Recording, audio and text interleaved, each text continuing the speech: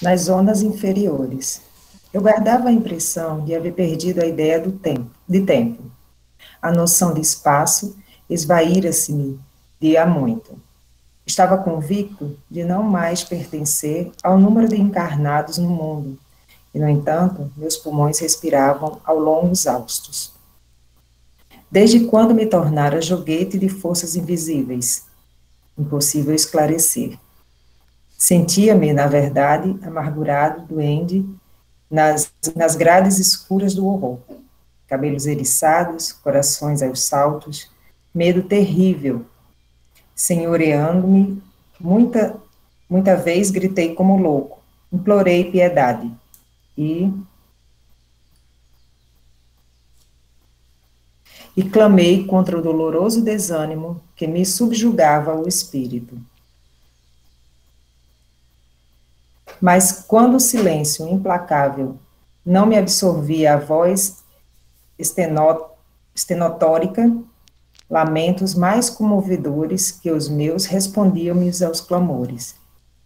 Só vou dar uma pausa, porque já está ficando muito longo para a gente começar a comentar alguma coisa. O que você acha? Tá ó... Sim, tá ótimo. Eu vou então talvez até fazer um comentário aqui, né? Esse comecinho, para quem não conhece, é um momento em que ele desencarna e aí ele passa um tempo nas zonas umbralinas, né? Então ele conta um pouco ah, desse momento dele, né? Aqui nesse nesse estado em que ele estava passando, né?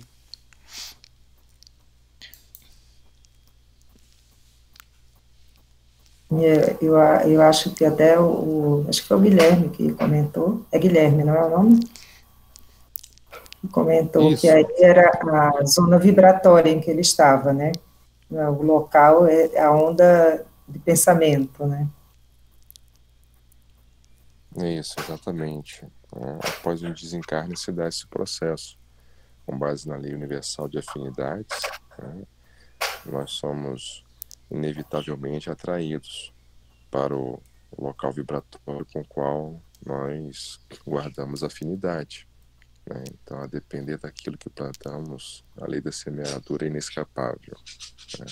Somos inevitavelmente atraídos para a companhia e para o local com o qual nós temos afinidade natural, né? A mesma comunhão de pensamentos, sentimentos alimentada durante toda a vida acaba por ser decisiva, né, nesse momento. E assim André, né, como havíamos falado, dado, dado as escolhas que fez, né, em vida, acabou por ser direcionado para essas zonas umbralinas que nosso irmão Ismael disse, né, e nelas permaneceu até que com elas não tivesse mais afinidade.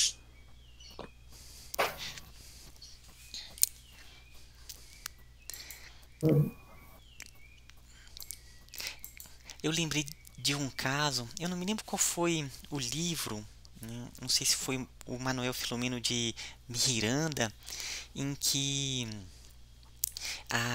nele junto com a equipe eles foram para uma região nas zonas umbralinas e que estavam ali, né? Os espíritos eles estavam é, naquele eles estavam naquele estado quase que de adormecimento, né? Nesse caso em que eles foram visitar. E aí a pessoa perguntou assim, né? Mas né, eles estão aqui, né, parados, né, nesse estado. Ele falou assim, não, eles estão vivenciando os seus pesadelos internos, né? Então, na verdade, ali eles estavam internamente vivenciando né, na sua concha de realidade, né, pesadelos, histórias que se repetiam, né? Então isso acontece muito.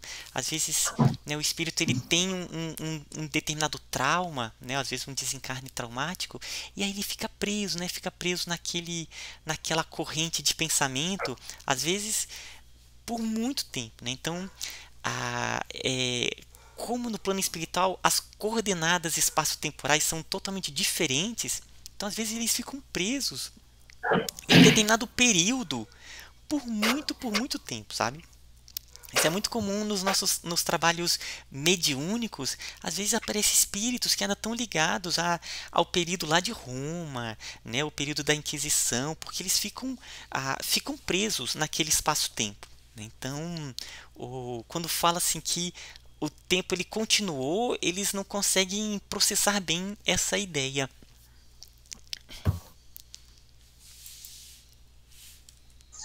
Né, e tem uma coisa que eu acho interessante, né, que muitas pessoas acham, assim, quando a gente falou das zonas umbralinas, né, isso é um lugar específico, né, como se fosse uma casa, né, todo mundo vai para lá.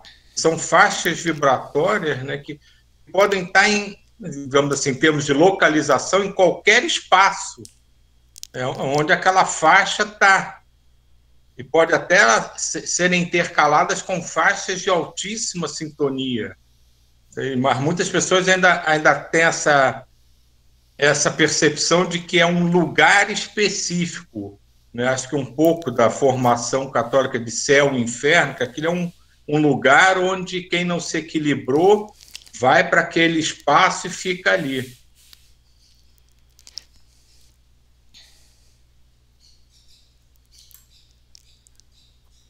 Só me perdi aqui um pouquinho.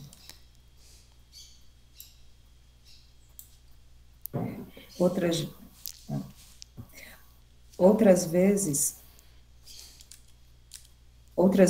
gargalhadas sinistras rasgavam a quietude ambiente. Algum companheiro desconhecido estaria, ao meu ver, prisioneiro da loucura. Formas diabólicas, rostos alvares, expressões animalescas surgiam, de quando em quando, agravando-me o assombro. A paisagem, quando não totalmente escura, parecia banhada de luz alvacenta, como se amortalhada em neblina espessa, que os raios de sol aquecessem de muito longe. E a estranha viagem prosseguia.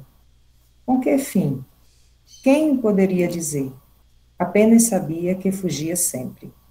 O medo me impedia de roldão, onde o lar, a esposa, os filhos, perdera toda a noção de rumo. O receio do inoto e o pavor da treva absorvia-me todas as faculdades de raciocínio. Logo que me desprendera dos últimos laços físicos em pleno sepulcro.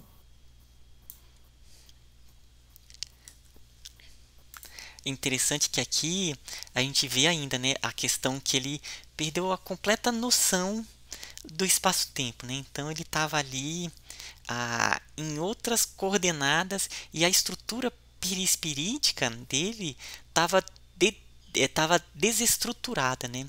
Então por isso que nos trabalhos mediúnicos, quando ocorre uma incorporação, por exemplo, né, aquele contato com as energias anímicas do médium, ele é quase que é como se ele tivesse numa situação e ele caísse em uma piscina, né? Aquilo quebra, é um choque onde quebra a forma como ele estava pensando, a sua estrutura. Então ele entra em sintonia com aquelas energias e com todo aquele campo amoroso do grupo, né, que está em oração, que tá.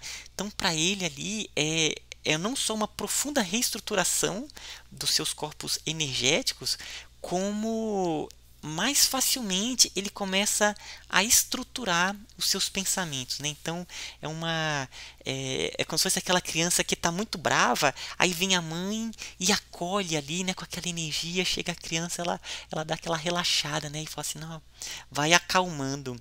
Então esse aspecto eu achei interessante também. Deixa eu até fazer uma pergunta, assim, o espírito está aí nessa parte totalmente atormentado, né? E aí, Ele não consegue sentir as energias que estão ao redor, das energias de orações que vibram daqui para lá, o seu mentor, como que fica isso? Como é que essa energia chega nessa pessoa que está atormentada? Ou não chega, né? Mas como é que funciona? O que ocorre é que a percepção dele se encontra comprometida pelo próprio comportamento por ele experimentado na Terra. A natureza não dá saltos e não há milagre no desencarne. Uma vez que ele não se preparou adequadamente para esse processo de desencarne, para o enfrentamento de si mesmo, ele chega com seus sentidos comprometidos. Por isso que nosso irmão Ismael falou que ele sequer sabia onde ele estava, né? Sequer sabia o rumo que deveria tomar, né? Se contava completamente desorientado, porque ele estava desorientado internamente, interiormente.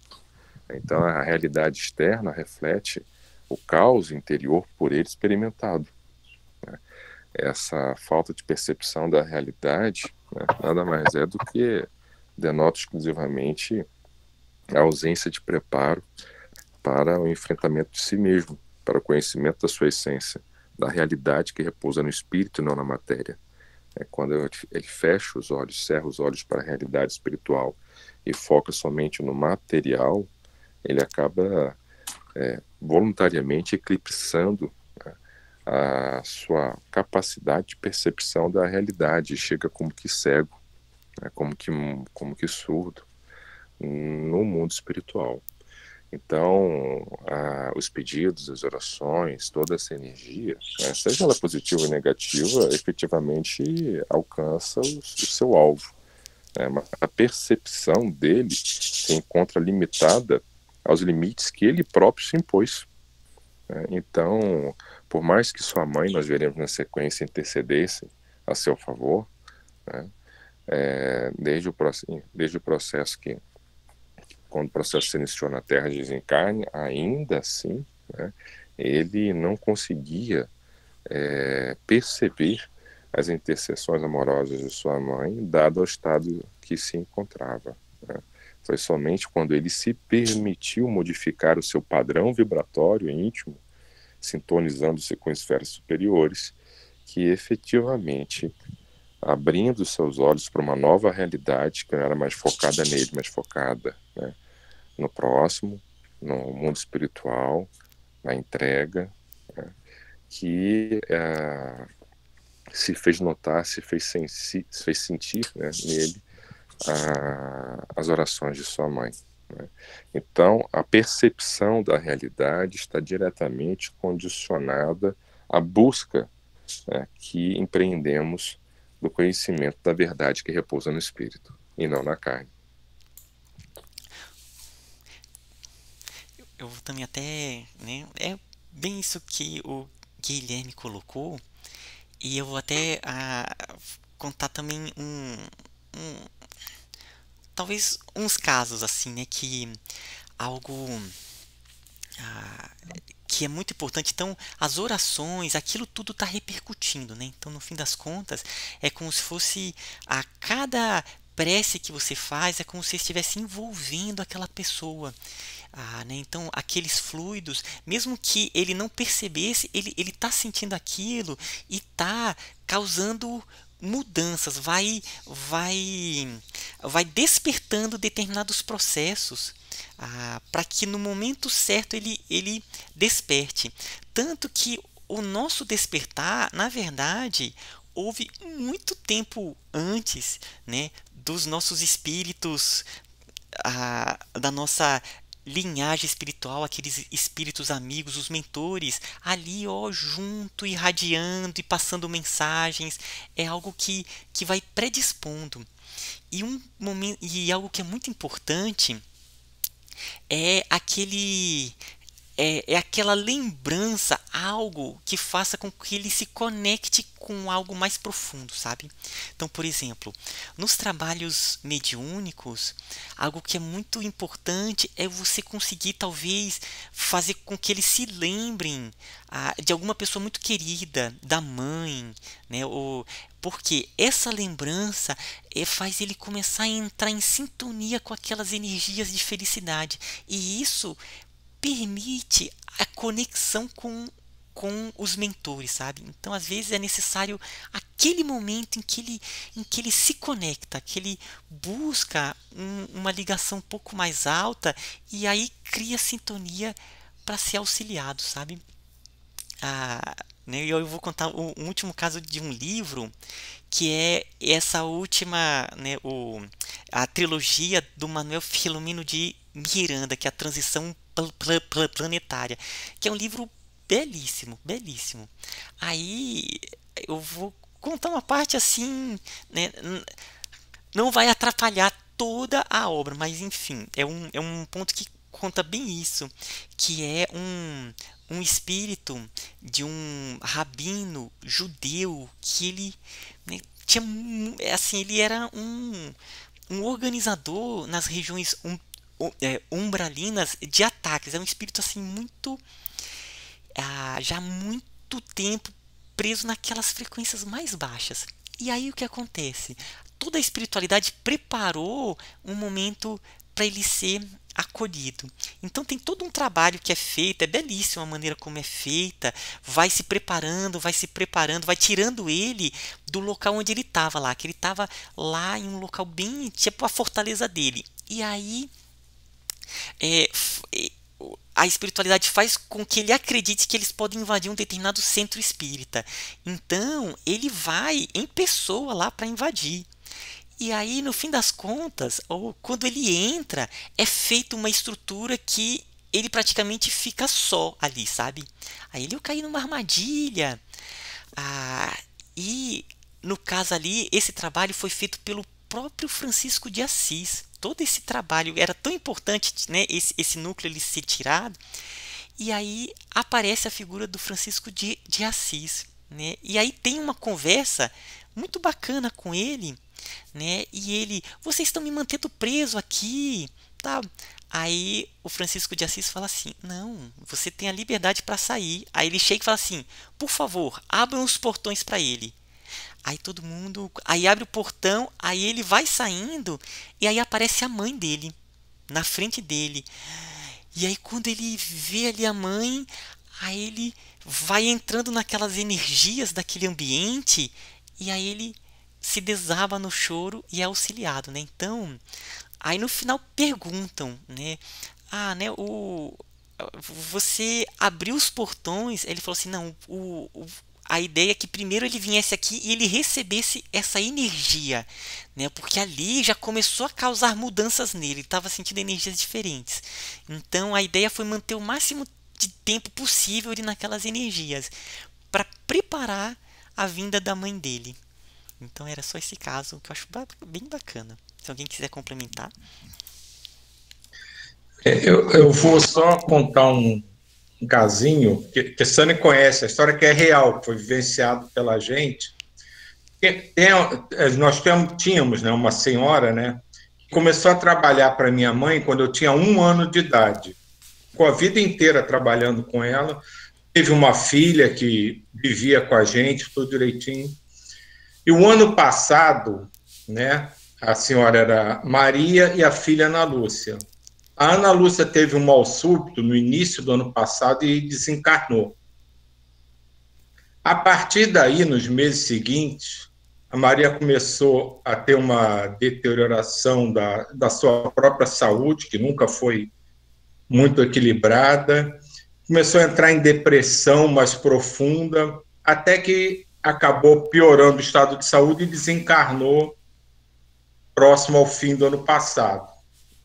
E por toda a história, né, que envolvia isso, eu conversei com o Gustavo e pedi para ele dar uma olhada. Vai atrás, os dados são esses, vê lá como elas estão. E ele me passou a seguinte informação. As duas estavam no mesmo posto de atendimento, sendo que a Maria, muito tranquila, ainda adormecida, mas sendo tratada, segundo ele, por uma moça belíssima, e o que ele sentiu que a Maria era muito querida por todos ali. E a Ana Lúcia estava no mesmo posto de atendimento, mas ainda desequilibrada, sem compreender o que tinha acontecido com ela.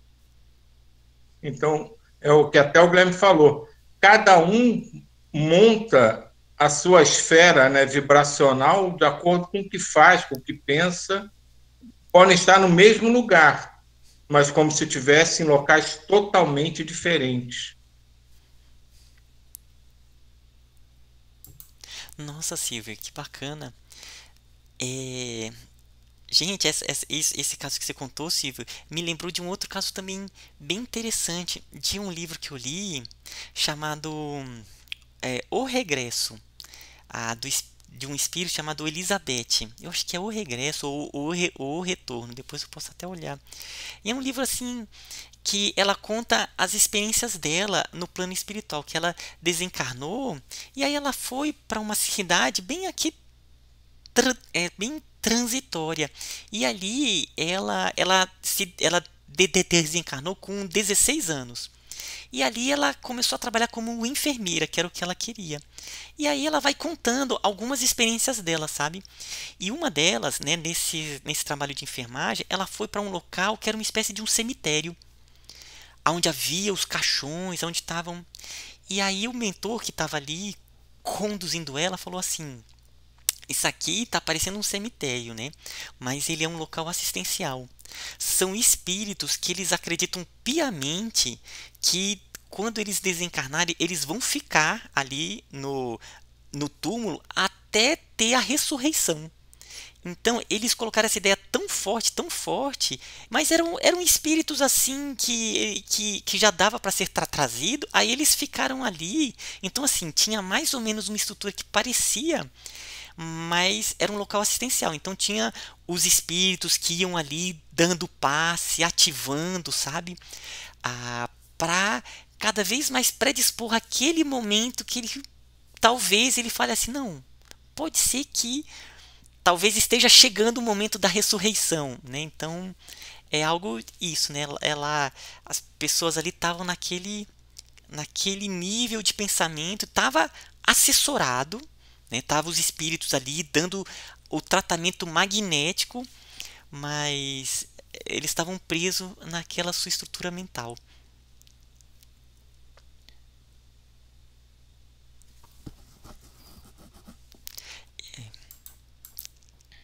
Então, acho que já está chegando. Nossa, gente, hoje eu contei tanto caso, né? Eu vou contar só mais esse também, desse livrinho que também tem um pouco a ver com a pergunta da Sani. Que eu me lembrei também que, né, a Sani falou, mas, né, será que eles não sentem, né, as nossas preces? E aí a Elizabeth, né, como ela estava trabalhando, ela desencarnou e já foi trabalhar como enfermeira e foi seguindo nesse caminho né, na enfermagem. E aí tem um caso em que ela foi designada junto com outros para ficar dando passes magnéticos em umas pessoas que estavam nesses estados assim adormecidos. E aí tinha uma que ela viu que era uma região completamente escura na região do estômago, né? Eu não sei qual foi o motivo, mas era uma. E aí ela dava energia, ela falava assim, que ela dava energia, ela percebia que tudo sumia. Era meio que tragado, que. Aí ela falou, mas será que esse meu passe, né, tá auxiliando? Ele, não, é isso mesmo. Você vai dando e vai absorvendo e vai e sempre dando energia aqui, porque, né, você não percebe, mas está acontecendo processos de cura ali, né? Então ela fazia isso, ela ficava dando energia e ela percebia que era meio que era dragado ali, sabe? Meio que sumia, mas internamente, nas estruturas íntimas, estava auxiliando na reestruturação, na cura.